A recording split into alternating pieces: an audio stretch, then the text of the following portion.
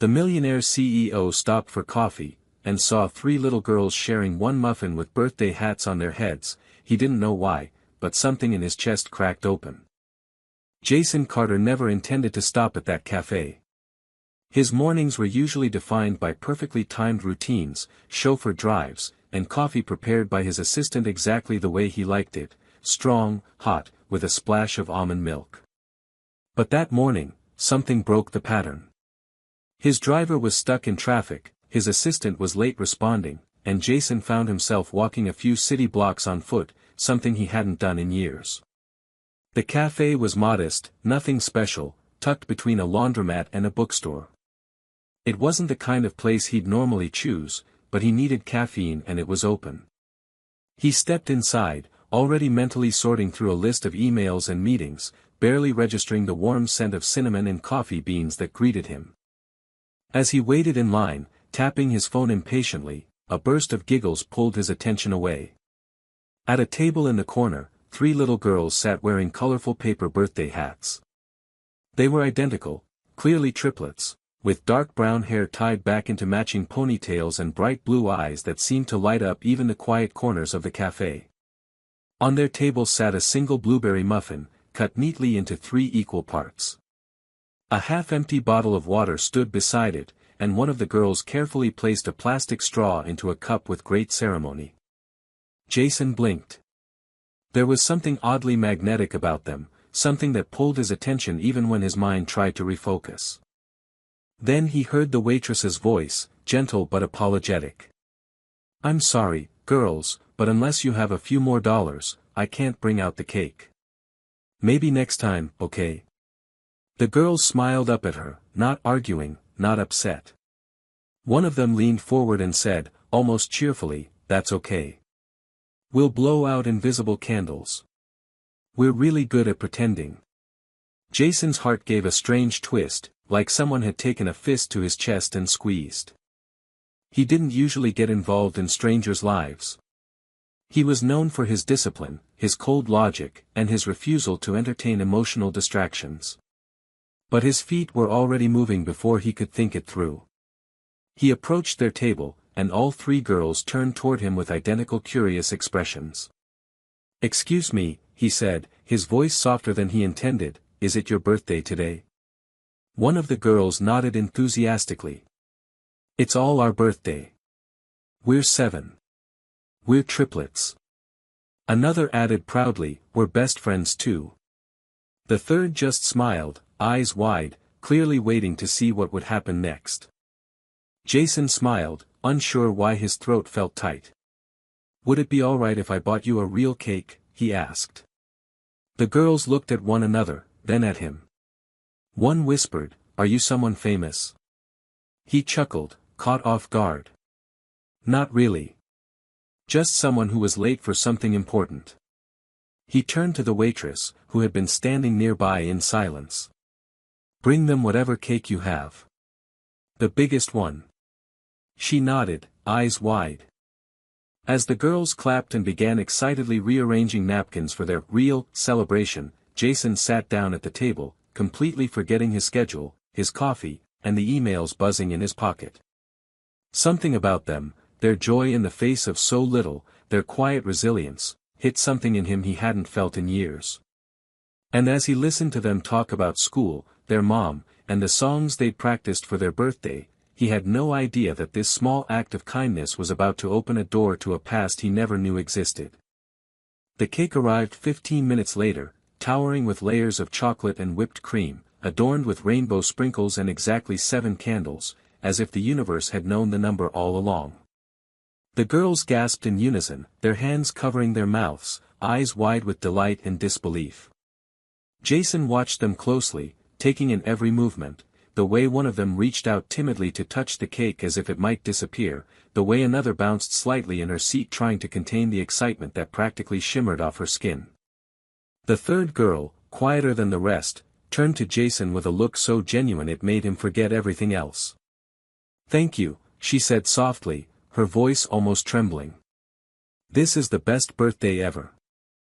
The waitress brought over a lighter, and Jason let each girl take turns lighting their own candle, holding his breath as their little hands steadied the flame. When they all finished, they sat together, eyes closed, whispering wishes into the warm space between them. Then, in a chorus, they blew out the candles together, their laughter erupting seconds later, like music that filled every quiet shadow of the cafe. People at nearby tables smiled, some clapped, and the moment, small and unexpected, became something unforgettable. Jason found himself leaning in, asking questions he didn't usually ask. What were their names? Where did they go to school? What kind of cake did they usually like? Their answers came quickly, layered with the openness only children could offer. "I'm Sophie," said the boldest of the three. "I'm Haley," said the one who had lit the last candle. "And I'm Emma," said the quietest, still holding a fork like it was the most precious thing she owned. They told him about their school, how Haley loved science but hated spelling, how Sophie was the fastest runner in her grade, and how Emma once got a gold star for a picture she drew of her mom holding the moon. As they spoke, Jason noticed how often they mentioned their mother, how she worked at night and slept during the day, how she always made pancakes from scratch when she wasn't too tired, how she sewed their Halloween costumes even when she came home exhausted. There was no bitterness in their voices, only admiration. They didn't speak of a father. Not once.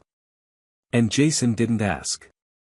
The cake was nearly gone when he realized he had completely lost track of time. His phone, which he had silenced earlier, buzzed repeatedly in his pocket with calls and messages. But he didn't reach for it. Instead, he asked, "Would you like a ride home?" The girls looked at each other, and Sophie, ever the bold one, nodded. "We live really close. But Mommy said not to walk with strangers." Jason respected that. "Then maybe I could walk with you. Just to make sure you get there safe. You can call me Mr. Jason." They giggled at the formality, but agreed. The walk was short.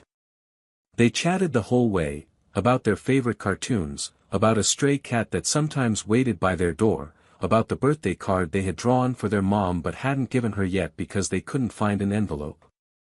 Jason couldn't remember the last time he had listened so closely, or felt this kind of warmth settle in his chest. When they reached the apartment building, it was clear that it had seen better days.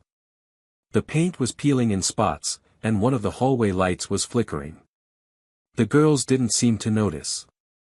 They bounded up the stairs, and Jason followed more slowly, unsure what he was going to say when their mother opened the door. Part of him thought maybe he'd thank her for raising such incredible daughters. Another part wasn't sure if she'd even want to see him. But when the door swung open, everything inside him stopped. The woman who stood in the doorway wore faded scrubs, her hair pulled back into a tired bun. Her eyes, though framed with exhaustion, were unmistakably the same vibrant blue as the girls'. And Jason knew her. Not from a photograph. Not from coincidence. He had known her years ago. Before his career exploded. Before the boardrooms and the private jets. Before everything. "Amber," he said, his voice hoarse. She blinked in disbelief. The girls stood between them, looking back and forth with wide eyes. "Jason," she breathed, stepping forward, her hand against the doorframe as if to steady herself. Neither of them spoke for a long moment. The silence between them buzzed louder than any of the city noise drifting in through the hallway. Emma tugged at Amber's sleeve and whispered, "He bought us cake." Amber's eyes softened. She looked at Jason again, longer this time, and the weight of everything they hadn't said hung heavy in the air. It was clear that nothing about this meeting had been planned, yet it felt like it had been waiting to happen for years. Jason finally stepped back, his mind racing but his voice steady. "They're incredible," he said. "Just like their mother." Amber didn't smile. But she didn't close the door either. Instead, she stepped aside and said, "You'd better come in." The apartment was small but warm, filled with the kind of clutter that only comes from a home with growing children. There were hand-drawn pictures taped to the refrigerator, a stack of books on the coffee table, and toys half tucked under the worn-out couch. Jason stepped inside slowly, his gaze scanning the space as though trying to absorb the 7 years he had missed all at once. The girls ran ahead, tossing their jackets onto a chair and bouncing around the room as if this reunion between two adults wasn't changing the course of their lives. Amber closed the door behind him, leaning against it for a second longer than necessary. She hadn't expected to see him ever again, and now he was standing in her living room like no time had passed. Except it had. Every minute of those years had been long and heavy. Jason remained near the entrance, unsure if he should sit or speak or leave. He wasn't used to feeling out of place, but in that moment, every carefully built layer of his executive persona felt irrelevant. Amber walked past him and into the small kitchen, where she began making tea without asking if he wanted any. He took that as a sign he was allowed to stay, at least for a few minutes.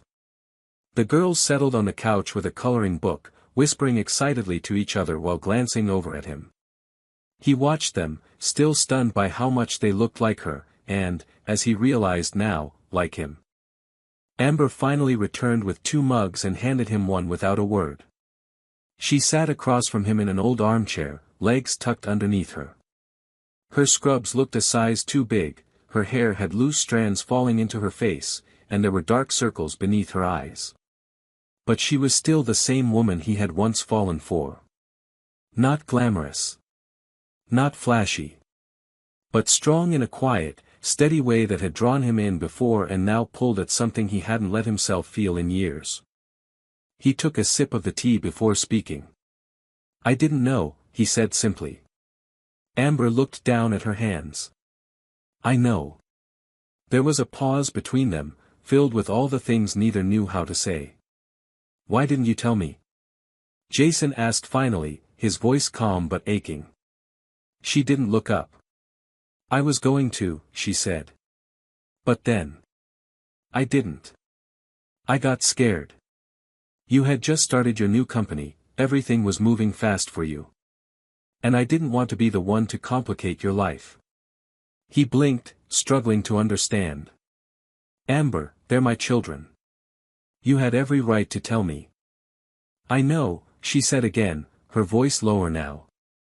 "But I kept waiting for the right time. Then it got too late. Then I didn't know how anymore." Jason rubbed his hand over his jaw, trying to process it. He looked over at the girls again, still lost in their coloring. "They're amazing," he whispered. Amber smiled faintly. "They are. I'm lucky. They've been my whole world." Her eyes met his. "And I know I made the wrong choice keeping them from you. But I did the best I could." He didn't respond right away. He was still fighting the whirlwind inside him, grief for lost time, anger at being left out, confusion about what to do now. But none of it changed the way his heart had shifted the moment he saw those girls. They were his. That truth had landed with quiet finality, and now it was a part of him. "I want to be in their lives," he said finally. "If you'll let me." Amber didn't answer right away.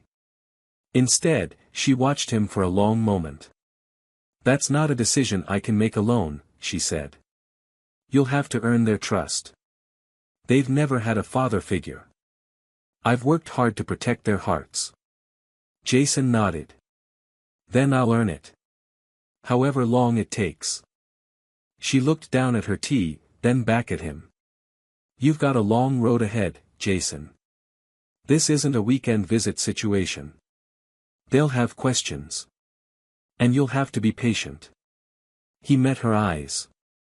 "I will be. I promise." The girls looked up just then, as if they knew their names were being spoken in silence. "Can he come again tomorrow?" Sophie asked. Jason and Amber both turned to her. Amber hesitated, then nodded slowly. "If he wants to."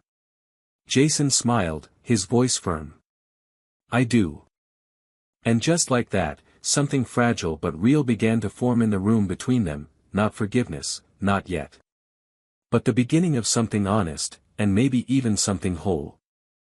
Jason returned the next day, just as he had promised, holding a small paper bag with fresh muffins and a quiet determination that felt heavier than anything he had carried in years. He arrived early, unsure if Amber would even answer the door again, but when it opened and Emma peeked out with a cautious smile, he knew something had shifted. She let him in without calling her sisters, and for a moment, it was just the two of them standing in the small hallway. She looked up at him, her eyes wide with the kind of curiosity only children can hold on to, and asked if he remembered which of the 3 muffins was blueberry, because that one was hers. Jason smiled and told her he hadn't forgotten. The morning passed in quiet, uncertain patterns. The girls took turns showing him their drawings, then dragged him into a lopsided tea party with stuffed animals and plastic cups. At first, he sat stiffly on the floor, unsure how to navigate this world he had missed entirely, but slowly, their laughter softened his edges. Haley made him wear a crown made of construction paper, and when it slipped over his eyes, they all erupted in giggles that echoed through the walls. Amber watched from the kitchen, silently stirring oatmeal, letting herself observe the impossible reality of Jason Carter sitting on her living room floor, being called Sir Muffin King by 3 little girls who had no idea how much he had once meant to her. After breakfast, Amber handed him a backpack and asked if he wanted to walk the girls to school. It was a test, one she hadn't warned him about, but he passed without hesitation. They walked together, Jason holding Haley's hand while Sophie skipped ahead and Emma pointed out cracks in the sidewalk that looked like hearts. When they reached the school gate, Jason crouched down to say goodbye. Haley hugged him without being asked. Sophie gave him a quick high five. But Emma hesitated. Then she reached out, her fingers brushing against his jacket, and whispered, "You came back." He looked her in the eyes and said, "I always will." When he returned to the apartment, Amber was already dressed for work, gathering her things in the narrow hallway. She didn't speak as she zipped her bag, and Jason stood silently until she finally turned to face him. "They like you," she said. "But this isn't going to be simple, Jason. You're a stranger to them, no matter what the truth is." He nodded. "I know. But I want to be more. I want to be their dad."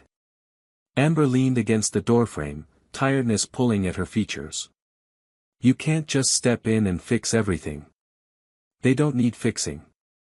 They need stability. And you left without knowing." Her voice wasn't angry, just tired, like someone who had fought too long without relief. Jason swallowed the lump in his throat. "I didn't leave. I didn't even know there was something to stay for." That quieted her. He offered to take the girls every afternoon after school until her night shifts changed. She hesitated, then finally nodded. "If you want to help," she said, "start with the routines. Pick them up. Help with homework. Bedtime stories if they let you. Just be there, every day. Not just when it's convenient." Jason promised he would, not because he had to, but because he couldn't imagine choosing anything else anymore. That week became the first real test. He learned how Sophie hated broccoli and how Emma got nervous in loud rooms. He learned that Haley loved numbers and was afraid of dogs, even small ones. He helped with math worksheets he didn't fully understand and cut out shapes for art projects with fingers clumsy from years of doing nothing domestic. The girls asked questions, some simple, some surprising. "What do you do for work? Do you have pets? Why don't we have the same last name?" And every time, he answered honestly. He didn't know how to be a father yet, but he knew how to tell the truth, and he knew how to show up. So he did, every day. Amber watched from a distance. She didn't interfere, but every time she saw him tying a shoelace or helping with a spilled drink or gently brushing a tangle from Sophie's hair, something inside her softened. She remembered the version of Jason she had once loved, before the money, before the pressure, before life made him someone too big to reach. Now, somehow, this man in her living room was becoming someone real again. One evening, as he helped the girls into their pajamas and tucked Emma into bed, she clung to his sleeve and asked, "Are you going to stay when we're asleep?" Jason looked at her with something breaking in his chest and replied, I'll always stay until you don't need me to anymore." She nodded, satisfied, and closed her eyes. Amber, standing quietly in the hallway, heard it too. And for the first time in a long while, she believed him. By the 5th week, the routine no longer felt borrowed. It had become something deeper, something that belonged to all of them now. Jason no longer needed directions to the school, nor reminders about whose backpack had the green zipper and whose needed to be double-checked for the lunchbox. The girls stopped calling him Mr. Jason and began saying just Jason, sometimes even slipping into Dad when they were sleepy or distracted, though none of them mentioned it when it happened. He didn't point it out either. He held those moments like fragile treasures, too sacred to break by acknowledging them.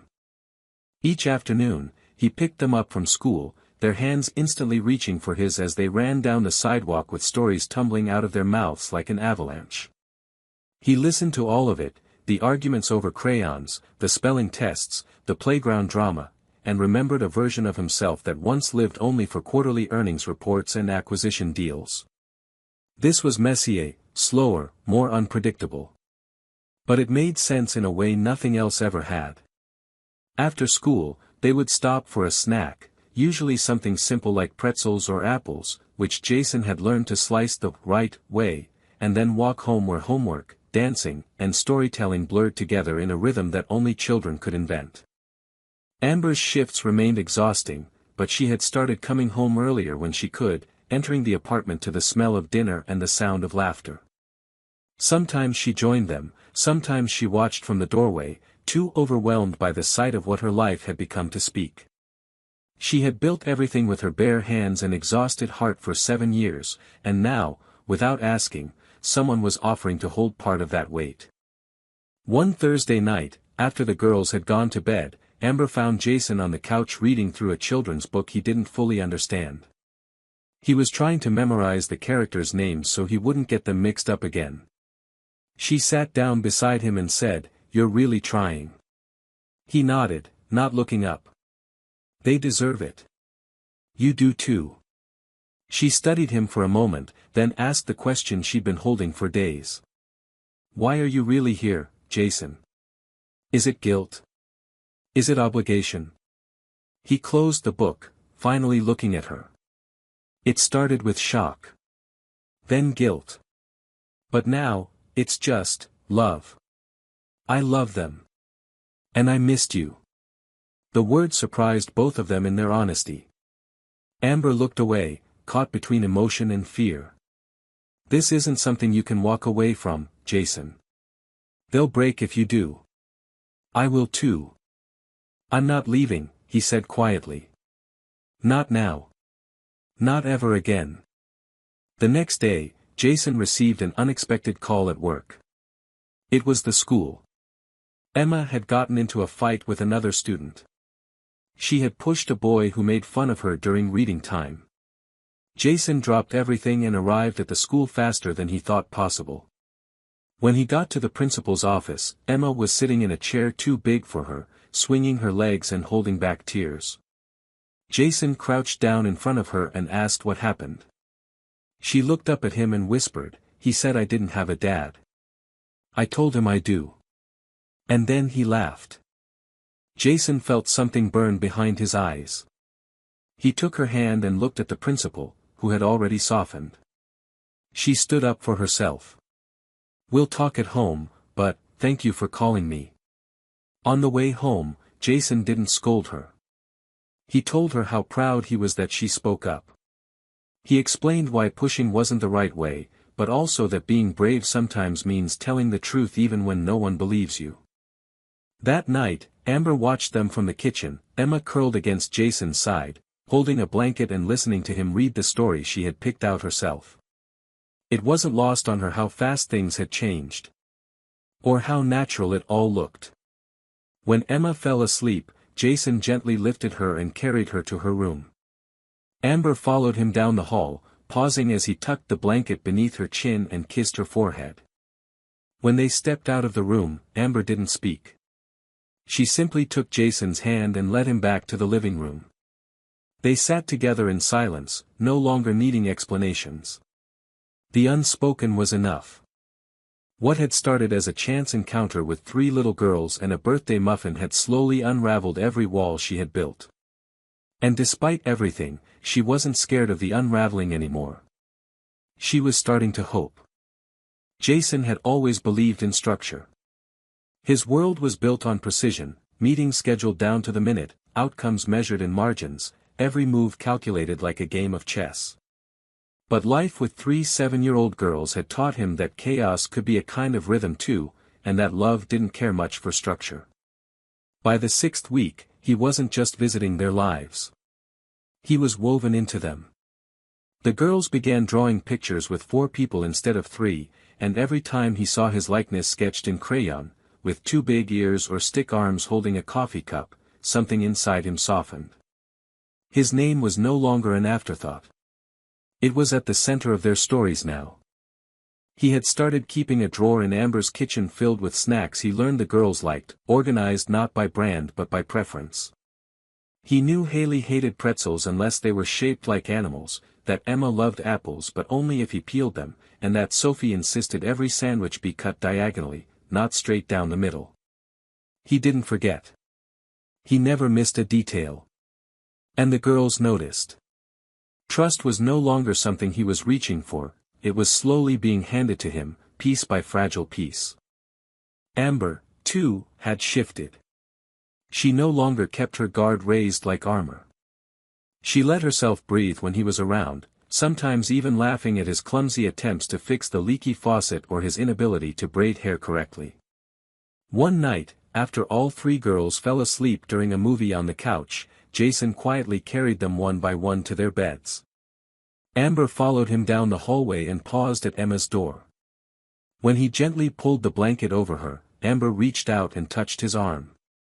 It was subtle, brief, but real. Their eyes met in the soft light of the hallway. She whispered, "You're good with them." He smiled and replied, "They make it easy." But beneath the surface of their slowly rebuilding world, something heavier was stirring. Amber had been having migraines for weeks, brushing them off as fatigue, blaming long shifts and missed meals. Jason noticed, of course, but every time he brought it up, she smiled through it, insisting it was nothing. Until one afternoon when she nearly collapsed in the kitchen while stirring soup. Jason caught her just before she hit the ground. The spoon clattered to the floor. The girls watched in stunned silence.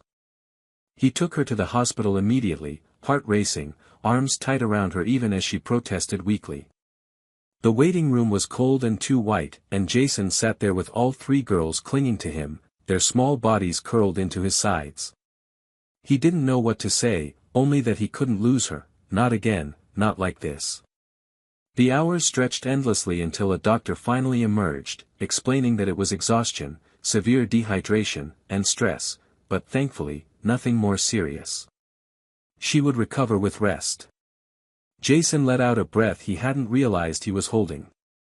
That night, after Amber was settled at home with a mountain of pillows and a prescription for rest, Jason tucked the girls into their beds and returned to her room. She looked at him from her pillow, her voice hoarse. "I'm sorry. I didn't want you to worry." He sat beside her and took her hand gently in his. "You don't have to carry everything alone anymore," he said. "I'm here. We're in this together now." She looked at him like she wanted to believe it, like she had been holding her world together with threads and was finally considering letting someone help her sew it stronger. In the days that followed, Jason took on more than he ever imagined he could. He balanced business calls with story time, ran board meetings over video while packing school lunches, and answered emails while waiting in the school pickup line. And somehow, it worked. He didn't feel like he was losing control, he felt like he was becoming someone better.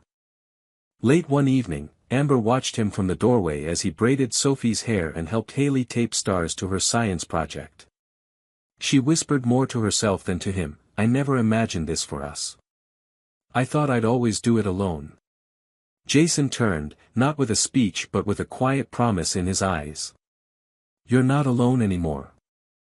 That night, she leaned against him on the couch while the girls slept, her head on his shoulder, her breath finally steady.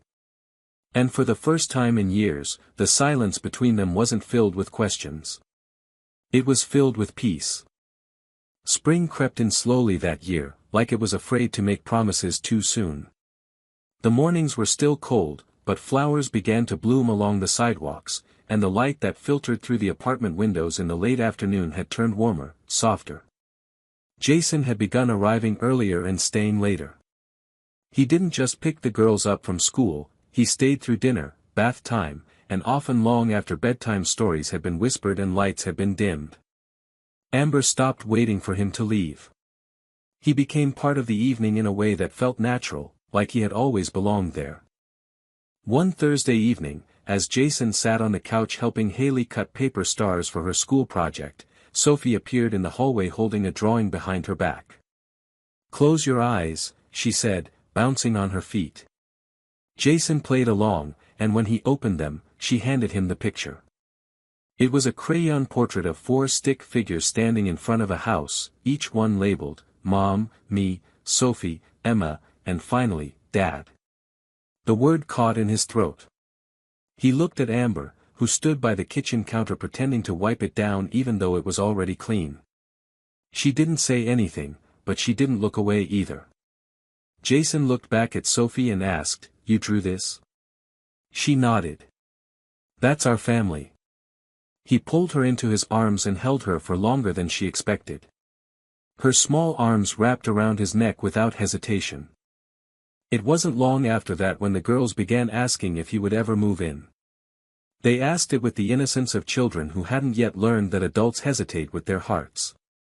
Amber heard them, of course. She didn't answer for him, and he didn't answer either. Not yet. Instead, he started doing the little things that made it obvious he already had one foot planted in the home. He bought a second toothbrush. He started keeping a change of clothes in Amber's closet. He took over Sunday breakfasts. He found himself falling into routines that didn't feel temporary. One afternoon, Amber invited him to a parent-teacher conference. It was Emma's. Jason had offered to watch the girls so Amber could go alone, but she surprised him by asking, "Would you come with me?" The teacher greeted them with a kind smile and began talking about Emma's growth, how she become more vocal, more confident, how she had drawn a picture of her dad and talked about him with pride.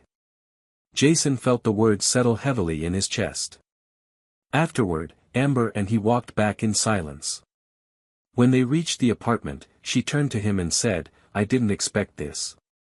He asked what she meant. "You. Them. Us. I didn't think I'd ever feel this again. Safe." Jason took her hand in his. "Neither did I." They didn't speak about the future out loud, not yet, but the air between them had changed. It wasn't filled with uncertainty anymore, it was filled with possibility. Jason had found himself learning things he never knew he needed to know, like how to braid hair without pulling too hard, how to tell when a story was more important than being on time, how to carry the weight of another person's exhaustion and still smile through it. One evening, Emma asked him where he lived. When he answered truthfully, she looked confused. "But you're here more than there." He didn't have a response. Amber walked into the room just in time to hear and offered a quiet solution. "Maybe one day, he'll live here too." Emma smiled. "That would be perfect." Later that night, Jason found himself staring out the window after the girls were asleep. Amber joined him, wrapping herself in a blanket and leaning into his side. "You've become their home," she said. "And mine too, in a way I forgot was possible." He didn't answer right away. He simply pulled her closer and kissed the top of her head. Spring had officially arrived. And with it, something else had bloomed, something tender and strong, like the roots of a life that had taken hold in soil that had once been cracked from too many storms. They hadn't planned any of it. But somehow, it was everything they didn't know they needed. The day Jason officially moved in was quiet, almost anticlimactic. There was no grand announcement, no boxes stacked high in the hallway, no speeches about changes or new beginnings. Instead, it happened on a Saturday morning when the girls woke up to find his coffee mug sitting next to Amber's on the kitchen counter and his shoes neatly placed by the door next to theirs. Sophie noticed first and whispered something to Haley, who squealed and ran to find Emma. Moments later, all three of them were piling into Jason's lap as he sat on the couch tying his shoelaces. "You live here now?" Sophie asked, her eyes wide. Jason looked at Amber, who was leaning against the kitchen doorway, watching with a smile she didn't try to hide anymore. He looked back at them and said, "If that's okay with you." They didn't answer with words, only hugs and the kind of laughter that fills every corner of a home. In the weeks that followed, the house changed in small but significant ways.